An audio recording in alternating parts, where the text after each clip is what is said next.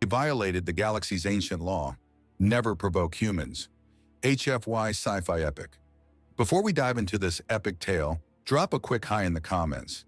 It may seem small, but trust me, it really helps YouTube share this story with more sci-fi fans like us. I'd love to see who's watching. Communications array stable, long-range sensors clear, deep space patrol proceeding as scheduled. Captain Elena Vasquez stood at the observation deck of the UAS Meridian, her reflection ghost-like against the starfield beyond. The ship hummed with quiet efficiency as it traced the outer rim of the Helix Nebula, humanity's farthest patrol route into uncharted space. Her face bore the weathered lines of 15 years commanding deep space missions.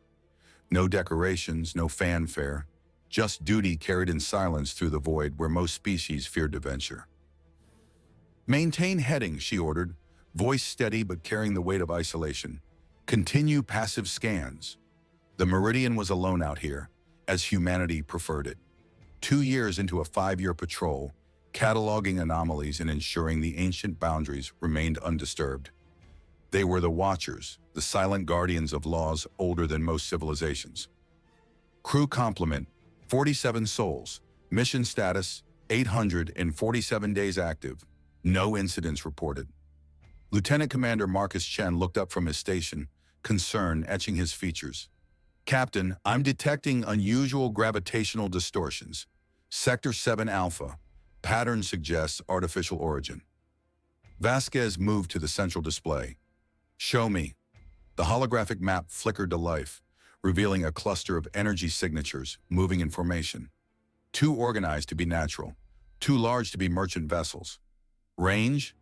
6 light hours in closing, Chen reported. Configuration unknown. Energy output? Significant. Vasquez narrowed her eyes. In this region of space, there should be nothing. The Helix Nebula was considered neutral territory, protected by the oldest treaty in galactic history. "Can you identify the origin?" Chen's fingers danced across the console. "Negative on ship registry. But Captain..." He paused, his voice dropping. "The formation pattern matches historical records of Zephyrian hunting fleets." A chill ran through the bridge. The Zephyrians, apex predators of the galactic rim, whose empire stretched across 17 systems. They were known for their ruthlessness and their absolute belief in their own superiority. "They wouldn't dare," whispered Navigation Officer Sarah Kim. "The Treaty of Silence explicitly forbids..." "Log everything," Vasquez interrupted. "Full spectrum analysis. If they're here, they're either lost or they're testing boundaries," Chen finished grimly. In the depths of space, the Zephyrian warpack Blood Talon cut through the nebula like a predator scenting prey. Its hull was a work of art and terror. Sleek obsidian surfaces covered in ritual scarification, weapon ports that glowed with barely contained energy. Fleet Commander. Vex High stood in the center of the command sphere, his 8-foot frame encased in ceremonial battle armor.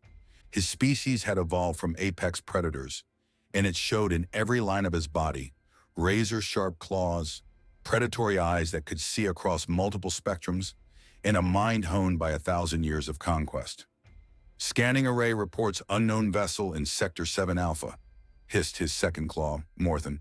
"Configuration suggests human origin." Vex High's mandibles clicked in amusement. "Human? This far out? Impossible. They cower in their inner systems, clinging to their peaceful trade routes." "Confirmed, Fleet Commander. Energy signature matches their propulsion systems. Single vessel, minimal armament." The command sphere fell silent except for the low thrum of the ship's heart engine. Around them, the hunting pack, 12 vessels strong, maintained perfect formation. "How long since a human has been seen in the outer rim?" Vex High asked, his voice carrying the weight of ceremonial authority. "Over 2 centuries, Fleet Commander, since the Treaty of Silence was signed." Vex High's laugh was like breaking glass. "Treaties are for the weak. The humans made that treaty because they feared us. Now they send one small ship to spy on our movements?" He turned to face the tactical display, studying the human vessel's position. It was alone, vulnerable, far from any possible rescue. "The ancient laws," Morthon said carefully, Speak of consequences for those who... The ancient laws, Vex High snarled, were written by cowards who never faced the might of the Zephyrian Empire. Today we remind the galaxy who rules the void. Aboard the Meridian, alarms began to sound. Multiple contacts, Chen shouted. 12 vessels, attack formation, closing fast. Vasquez felt ice in her veins. Identification? Confirmed Zephyrian Warpack. They're not responding to standard hails. Continue broadcasting on all frequencies, Vasquez ordered. Remind them of the Treaty of Silence. Full diplomatic protocols. Kim's voice was tight with fear. Captain, they're powering weapons. The view screen filled with the approaching fleet, predatory shapes that seemed to drink in the light around them. At their head, the massive form of the Blood Talon grew larger with each passing second. This is Captain Elena Vasquez of the United Earth ship Meridian, she broadcast. You are in violation of the Treaty of Silence. The Helix Nebula is protected space. Withdraw immediately. The response came not in words, but in action.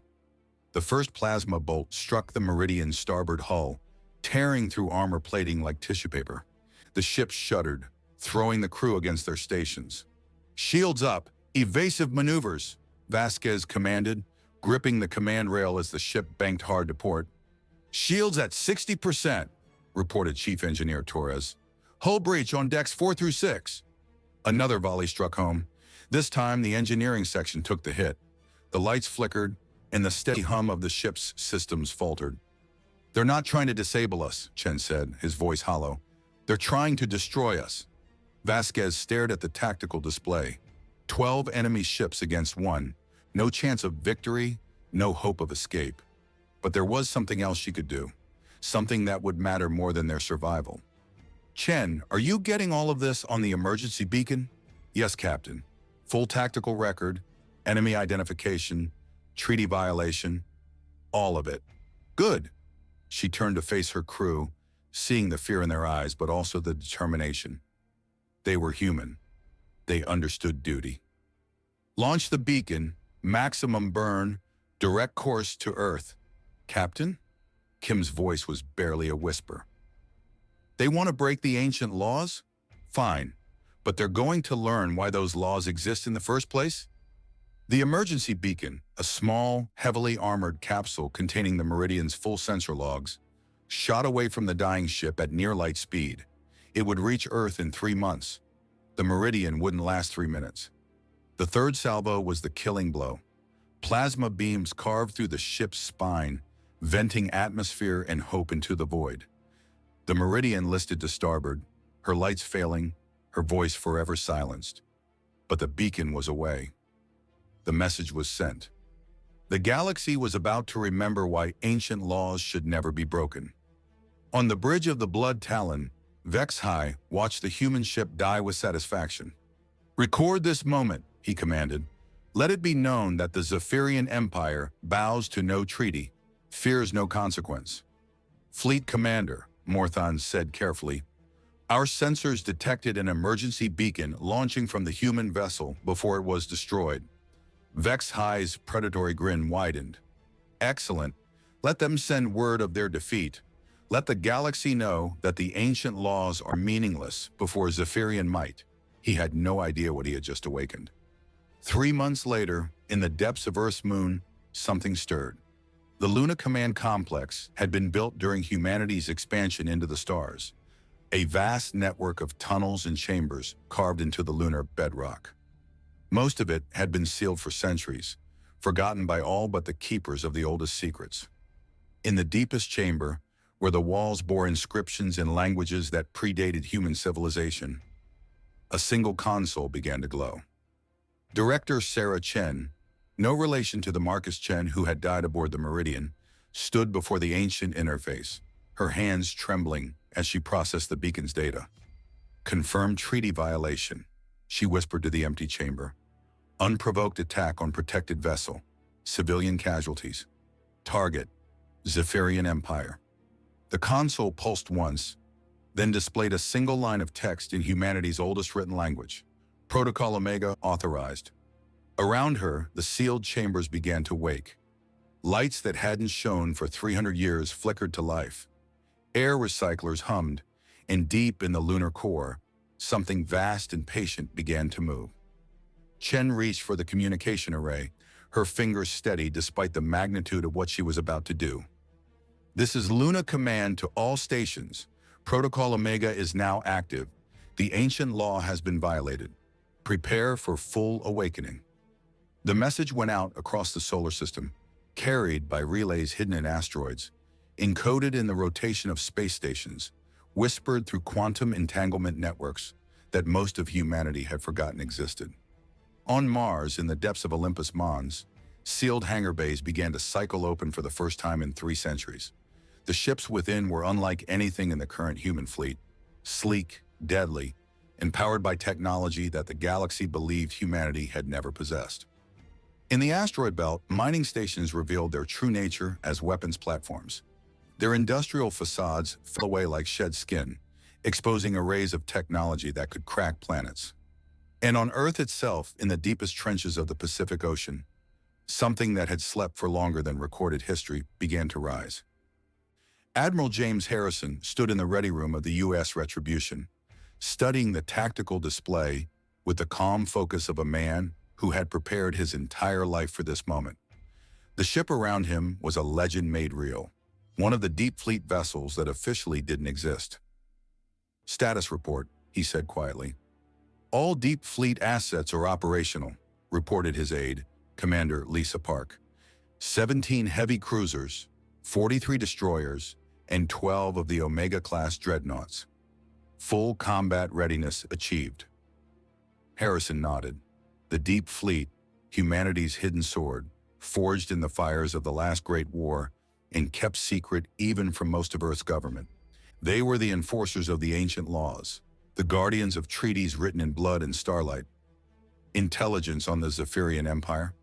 Extensive. They've grown complacent, Admiral. Their fleet doctrine hasn't changed in centuries.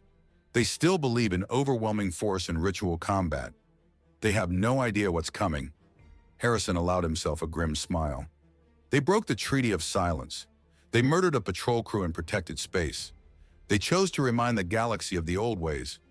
He turned to face the view screen, where the stars waited like distant judges. Very well. Let's remind them why the Treaty of Silence was necessary in the first place. The Zephyrian homeworld of Zeftar was a monument to predatory evolution. Towering spires of black stone rose from blood-red seas, connected by bridges that defied gravity. At the apex of the highest spire, Fleet Commander Vex HFY basked in the glory of his recent victory. The destruction of the human vessel had been celebrated across the Empire. Songs were sung, rituals performed, and Vex HFY himself had been elevated to the Council of Claws, the highest military honor their society could bestow. The humans sent no response, reported Morthan, who had been promoted to First Claw after their triumphant return. No demands for justice, no threats of retaliation. They remained silent, as they have for centuries. Vex HFY flexed his claws, feeling the familiar satisfaction of dominance confirmed. Of course they remain silent. They know their place in the natural order. We are predators. They are prey. This is the way of things. But even as he spoke, something nagged at the back of his mind. The old stories, the whispered legends of why the Treaty of Silence had been signed in the first place. Stories of human ships that appeared without warning, of weapons that turned stars into supernovas, of an ancient fury that had once burned across the galaxy. Just stories, he told himself, myths to frighten the weak. The first sign that something was wrong came from the outer sensor arrays. "Fleet Commander," called the sensor operator, his voice tight with confusion.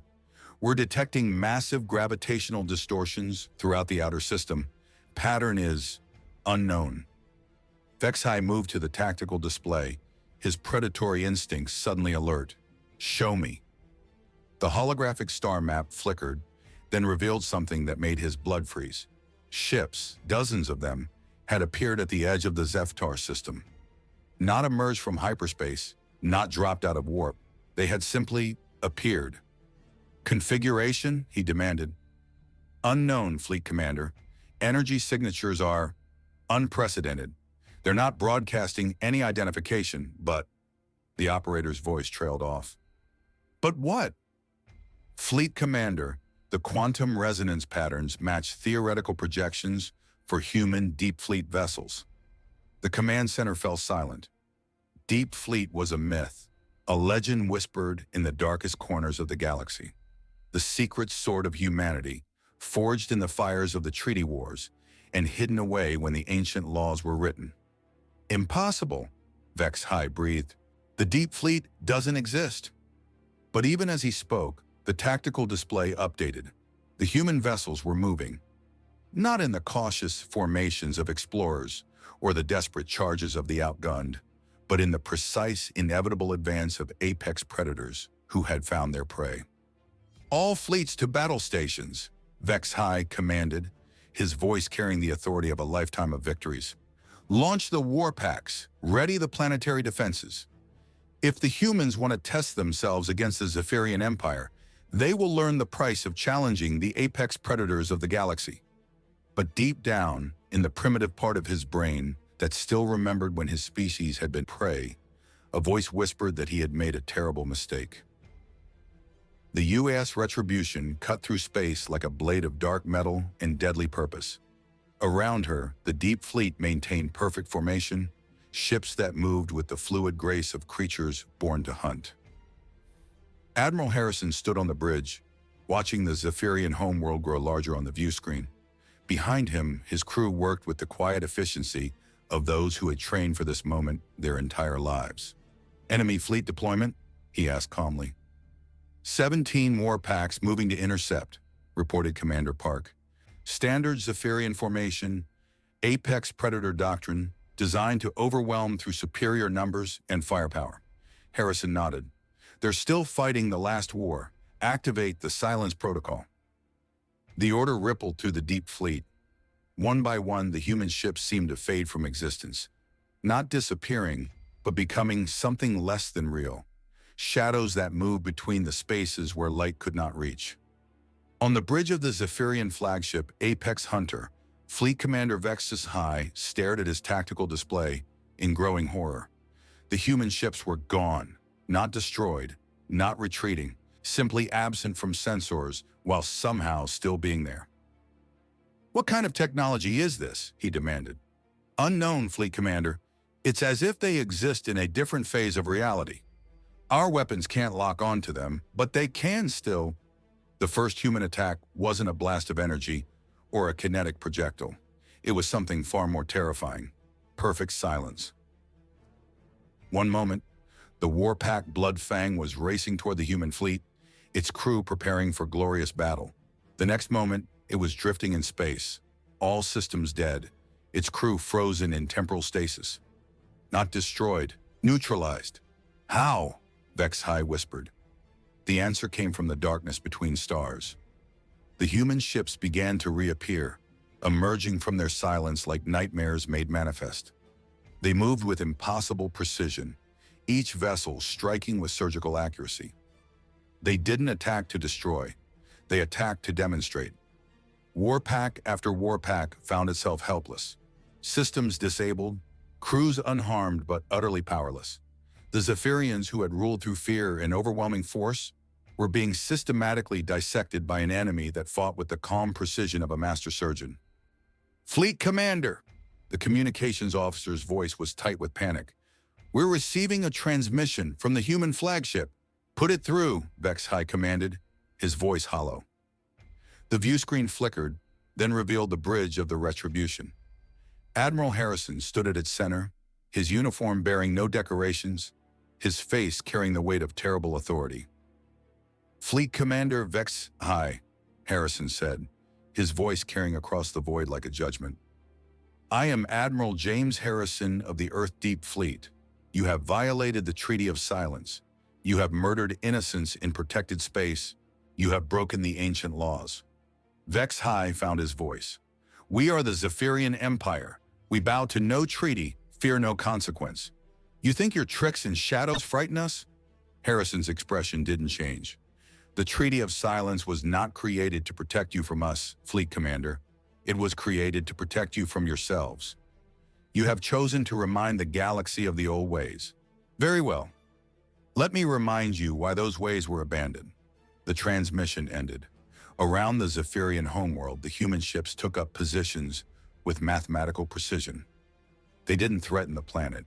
They didn't need to. They waited. In the depths of space, far from the light of any star, something vast and ancient began to move. The Omega Stations, humanity's deepest secret, their ultimate response to any threat that dared to break the ancient laws. They had been built during the Treaty Wars, when younger races had tested humanity's resolve and learned the price of awakening the sleeping giants. For 3 centuries they had drifted in the void, their crews in deep hibernation, their weapons cold and patient. Now they woke. Director Chen stood in the Luna Command Center, watching as sensor readings flooded in from across the galaxy. The Omega Stations were coming online, their crews awakening from centuries of sleep, their weapons charging for the first time in 300 years. Status report, she said quietly.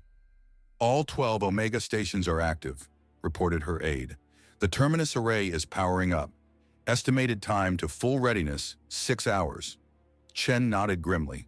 The Terminus Array, humanity's most closely guarded secret, a weapon that could reach across the galaxy, that could turn the very fabric of space-time into a tool of judgment. It had been used only once before, during the Treaty Wars, when the hegemony of 5 had tried to enslave humanity. The hegemony's homeworld still existed, but it existed as a warning, a planet locked in temporal stasis, its civilization frozen at the moment of their greatest hubris. Sir, the aide said carefully, are we really going to? They chose this path, Chen interrupted. They broke the ancient laws. They murdered our people and protected space. They want to remind the galaxy of the old ways? She turned to face the ancient console, its surface covered in the symbols of a dozen extinct civilizations, all of whom had once thought themselves the apex predators of the galaxy. Then we'll remind them why those ways led to extinction. On Zeftar, panic was beginning to set in. The human fleet hadn't fired a shot at the planet, hadn't made any demands, hadn't even established communications. They simply waited in perfect formation, their ships dark and patient as death itself. In the council chamber, the greatest minds of the Zephyrian Empire gathered in emergency session. The chamber itself was a testament to their predatory nature, carved from the bones of extinct species, decorated with the skulls of their enemies, lit by flames that burned with the colors of conquered worlds. They're playing with us, snarled War Premier Kethvar, his claws scraping against the bone table. Testing our resolve. We should launch every ship, throw everything we have at them. And accomplish what? Asked Intelligence Prime Selmeth, her voice cutting through the growing hysteria. They neutralized our entire outer fleet without destroying a single ship. They're demonstrating restraint, not weakness. Restraint? Vexhai laughed bitterly. They're demonstrating superiority. Every moment we wait, we look weaker to our subject species. The entire empire is watching. Perhaps, said a voice from the shadows, we should remember why we signed the Treaty of Silence in the first place. The chamber fell silent. The voice belonged to ancient Morgoth, the oldest living Zephyrian, whose claws bore the scars of the Treaty Wars. He rarely spoke in council, but when he did, even the War Premier listened. The Treaty of Silence was not a human victory, Morgoth continued, his voice like grinding stone. It was a mercy. They could have destroyed us all, carved our empire into dust and scattered it to the void. Instead, they offered us peace. They offered us silence. Stories, Vexhai spat. Myths to frighten children. I was there, Morgoth said quietly. I saw the Terminus Array activate. I watched as the hegemony's homeworld was locked in eternal stasis. I felt the terror that gripped the galaxy when the ancient laws were written in blood and starlight. He stood slowly, his ancient frame still imposing despite the weight of centuries. You broke the Treaty of Silence, Vexhai. You woke the sleeping giants, and now we will all pay the price. In the depths of space, the Omega Stations completed their activation sequence. 12 ancient weapons, each one capable of sterilizing a solar system, aligned their targeting arrays with mechanical precision. But they weren't targeting the Zephyrian homeworld. They weren't targeting the Empire's fleets or colonies or trade routes. They were targeting something far more fundamental. Admiral Harrison stood on the bridge of the Retribution, watching as his tactical display updated with information from the Omega Array. The targeting solution was elegant in its simplicity, terrifying in its implications. "Admiral," Commander Park said quietly, "the Terminus Array is ready. We're receiving final authorization codes from Luna Command." Harrison nodded. "Open a channel to the Zephyrian homeworld. All frequencies." The transmission went out across the galaxy, carried by networks both official and hidden, ensuring that every species, every government, every individual with access to galactic communications would hear what came next. "This is Admiral James Harrison of the Earth Deep Fleet."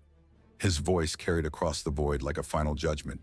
"The Treaty of Silence has been violated. The ancient laws have been broken. We offered you peace. We offered you silence. You chose war." On Zeftar, in the council chamber, the assembled leadership of the Zephyrian Empire watched as their homeworld's communications arrays came alive with the human admiral's words. "The Terminus Array is now active," Harrison continued. "In 60 seconds, we will demonstrate why the ancient laws exist. We will show you the price of waking the sleeping giants. And we will ensure that this lesson is never forgotten." Morgoth closed his ancient eyes. "It begins again," he whispered. The countdown appeared on every screen, every display, every communication device in the Zephyrian Empire. 60 seconds to remember why some laws should never be broken. 59. On the bridge of the Retribution, Admiral Harrison stood motionless, his hand resting on the firing control. Around him, his crew maintained their positions with the calm professionalism of those who understood the weight of history. 58. In the Luna Command Center, Director Chen watched as the Terminus Array reached full power. The ancient weapon hummed with barely contained energy, its targeting systems locked onto coordinates that would change the galaxy forever. 57. Across the Zephyrian Empire, panic began to spread. Some called for immediate surrender. Others demanded a final, glorious charge against the human fleet. But most simply waited in terrified silence for the judgment that was coming. 56. The target wasn't a world or a fleet or even a star. It was something far more subtle, far more terrible. The Terminus Array was locked into the quantum foundations of the Zephyrian hyperspace network, the technological backbone that connected their empire across 17 systems. 55. One shot, one moment of terrible precision, and the Zephyrian Empire would find itself isolated, cut off from itself, unable to coordinate or communicate across the vast distances of space. 54. Not destroyed, not conquered, simply alone. 53. It would take them centuries to rebuild what they were about to lose. Centuries of isolation, of being cut off from the galaxy they had once terrorized. Centuries to remember why the ancient laws existed. 52. In the council chamber, War Premier Kethvar broke first. "We surrender," he screamed, his voice carrying across the chamber. "We acknowledge the violation. We submit to the ancient laws." 51. But the countdown continued. Some lessons Admiral Harrison knew could only be learned through consequence. 50. Ancient Morgoth stood slowly, his voice carrying the weight of centuries. "This is what happens," he said to the assembled council, "when we forget that we are not the apex predators of the galaxy. We are merely permitted to exist." 49. The Terminus Array reached critical phase. Across the galaxy, every species with access to deep space sensors could feel the building energy, the gathering storm of human fury that was about to be unleashed. 48. On the bridge of the Retribution, Commander Park's voice was barely a whisper. "Admiral, we're receiving surrender signals from every major Zephyrian fleet. Complete capitulation." Harrison didn't move. "Acknowledged. Continue countdown." 47. Some lessons had to be learned in blood.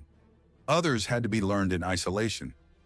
The choice had been made when the Meridian died alone in the void, her crew murdered for the crime of existing in the wrong place at the wrong time. 46. In the depths of the Terminus Array, energy patterns older than most civilizations began their final dance. The weapon had been built by humanity's greatest minds, powered by the cores of dead stars, and guided by the accumulated wisdom of a species that had learned to be very, very careful about what it chose to destroy. 45. The Zephyrian Empire had ruled through fear. Now they would learn what it meant to be afraid. 30. The surrender signals became a flood. Every Zephyrian ship, every station, every colony broadcasting their submission to the ancient laws. But the countdown continued, as inevitable as time itself. 20. Admiral Harrison's voice cut across the void one final time. Let the galaxy remember this moment. Let every species that dreams of conquest, every empire that believes in its own superiority, every predator that hunts in the darkness, understand this simple truth. Humanity sleeps, but we do not slumber. We offer peace, but we do not offer weakness. Break the ancient laws at your own peril. 10, 9, 8, 7, 6, 5, 4, 3, 2, 1. The Terminus Array fired. The weapon's energy didn't travel through space. It traveled through the quantum foam that underlay reality itself, reaching across the galaxy in an instant to touch the foundations of the Zephyrian hyperspace network. For a moment, nothing seemed to happen. Then, across 17 systems, the lights went out. Hyperspace beacons fell silent. Communication relays went dark. The vast network of quantum entanglement that connected the Zephyrian Empire to itself simply ceased. It wasn't destruction. It was isolation. Perfect, complete, and absolute. On Zeftar, in the council chamber, now lit only by emergency power, the assembled leadership of the Zephyrian Empire sat in stunned silence. Around them, the lights of their civilization flickered and died as they were cut off from the galaxy they had once sought to dominate. Ancient Morgoth's voice carried through the darkness. And now we learn what our ancestors learned. The price of awakening the sleeping giants is not death, it is loneliness. The human fleet began to withdraw, their ships fading back into the silence between stars. They had made their point. The lesson had been delivered. The galaxy would remember. Admiral Harrison stood on the bridge of the Retribution, watching as the last of the Deep Fleet ships prepared for the journey home. Around him, his crew worked with quiet efficiency, securing systems and preparing for the long voyage back to the Outer Rim. Status of the Zephyrian Empire? He asked. Complete isolation confirmed, Commander Park reported. Their hyperspace network is down across all 17 systems. It will take them approximately 200 years to rebuild the quantum infrastructure necessary for faster-than-light travel. Harrison nodded. And their response? Continued surrender broadcasts on all frequencies. They're requesting terms for formal submission to the ancient laws. There are no terms, Harrison said quietly. There is only the choice, peace or consequences. They chose consequences. Now they live with them. He turned to face the view screen, where the stars waited in their ancient patterns. Somewhere out there, other species were watching, learning, remembering why the Treaty of Silence existed. Set course for home, he ordered. The lesson is complete. 6 months later, in the chambers of the Galactic Council, the emergency session was called to order. Representatives from 100 species gathered in the vast amphitheater, their forms as diverse as the stars themselves. At the center of the chamber, a single figure stood alone. Ambassador Sarah Kim, survivor of the Meridian, rescued from the escape pod by the Deep Fleet, now serving as humanity's voice in the galaxy. The ancient laws have been upheld, she said, her voice carrying across the chamber. The Treaty of Silence remains in effect. Humanity returns to its sleep, but the galaxy should remember. We are always watching. A ripple of unease passed through the assembled delegates. The Zephyrian representative, a young diplomatic aide, since all senior officials were trapped in their isolated empire, stood slowly. We submit, he said, his voice barely audible. The Zephyrian Empire acknowledges its violation of the ancient laws. We accept the consequences. We beg for mercy. Ambassador Kim's expression didn't change. Mercy was offered 300 years ago when the Treaty of Silence was signed. You rejected it when you murdered innocent civilians in protected space. The consequences stand. But our people, they'll be isolated for centuries, cut off from trade, from communication, from the galaxy itself. Yes, Kim said simply. That is the price of breaking the ancient laws. Perhaps in 2 centuries, when your empire has had time to reflect on its choices, we will consider restoring limited communication. Perhaps not. That decision belongs to future generations. She turned to address the full assembly. Let this be a reminder to all species. Humanity seeks no empire, claims no territory, demands no tribute. We ask only for peace. But those who mistake our desire for peace as weakness, those who believe our silence indicates slumber, those who choose to test the ancient laws. She paused, her eyes scanning the chamber. We'll learn that some mistakes can only be made once. The session ended in silence. One by one, the delegates filed out, each carrying the message back to their homeworlds. The sleeping giants had awakened briefly, delivered their judgment, and returned to their watchful rest. The galaxy had been reminded of a fundamental truth. Humanity's greatest strength was not their weapons, or their technology, or their ability to wage war. It was their patience, and their very, very long memory. In the depths of Luna Command, Director Chen stood before the ancient console as the last of the Omega stations powered down, their crews returning to hibernation for another few centuries of waiting. Status report, she said quietly. All Deep Fleet assets returning to standby positions, her aide reported. The Terminus array is cycling down. Normal patrol schedules resuming across all sectors. Chen nodded. And the Zephyrians?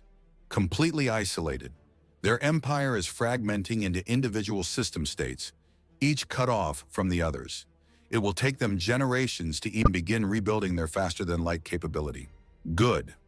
Chen turned to face the chamber's main display, which showed the galaxy in all its vast complexity. Thousands of species, millions of worlds, billions of lives all existing in the peace that humanity's vigilance maintained. They wanted to remind the galaxy of the old ways, she said softly. Well, they succeeded.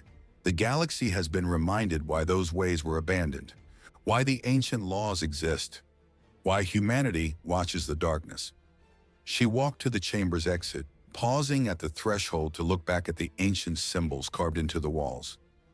The names and dates of every species that had once believed themselves the apex predators of the galaxy. The Zephyrian Empire would not be added to that list. They would be allowed to exist, to rebuild, to eventually rejoin the galactic community.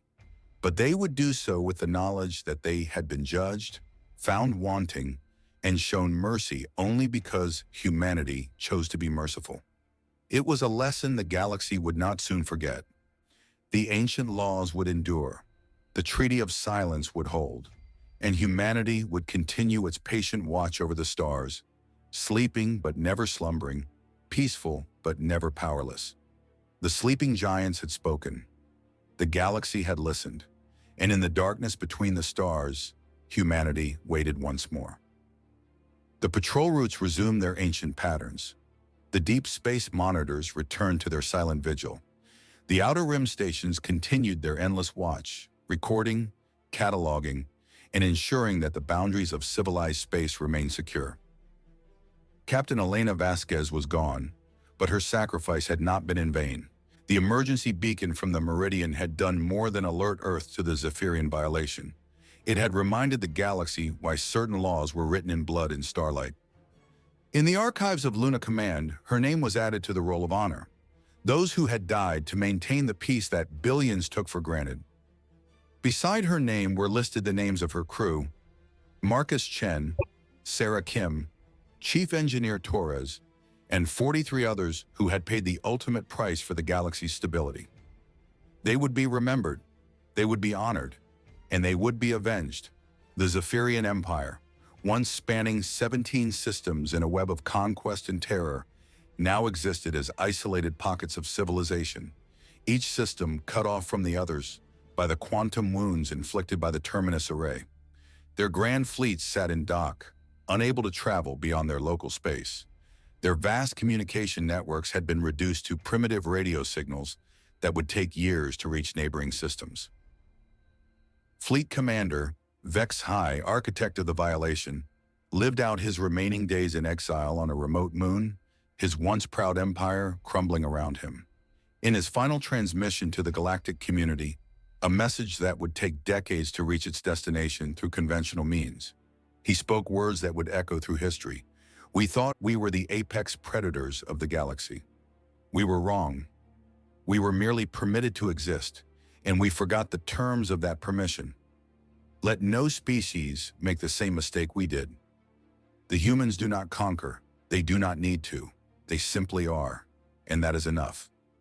The message became known as Vex High's Lament, studied in diplomatic academies across the galaxy as a lesson in the consequences of hubris. Years passed, decades. The galaxy settled into a new equilibrium, one where the ancient laws were respected not out of fear, but out of understanding. The younger species learned from the Zephyrian example. The older species remembered why they had agreed to the Treaty of Silence in the first place. Trade flourished. Exploration continued. Scientific cooperation reached new heights as species worked together to push the boundaries of knowledge rather than the boundaries of territory. And humanity? Humanity returned to what it did best: watching, waiting, and maintaining the peace through simple presence rather than overwhelming force. The Deep Fleet faded back into legend, its ships returning to their hidden bases, their crews to their patient vigil. The Omega stations drifted back into the darkness, their terrible weapons powered down but never forgotten. The Terminus Array went silent, its purpose served, its lesson delivered. In the end, the galaxy learned what humanity had always known. True strength was not in the ability to destroy, but in the wisdom to know when not to use that ability. The Treaty of Silence held, the ancient laws endured, and in the vast darkness between the stars, humanity continued its eternal watch, sleeping but never slumbering, peaceful but never powerless, silent but never absent. For they were the guardians of the galaxy's peace, the keepers of the ancient laws, and the living reminder that some powers are too terrible to be unleashed, except when they absolutely must be. The sleeping giants had awakened, delivered their judgment, and returned to their rest. The galaxy was safe once more. And in the silence of the void, that was enough. The end. Thank you for reading this epic tale of humanity's hidden strength and the consequences of breaking ancient laws.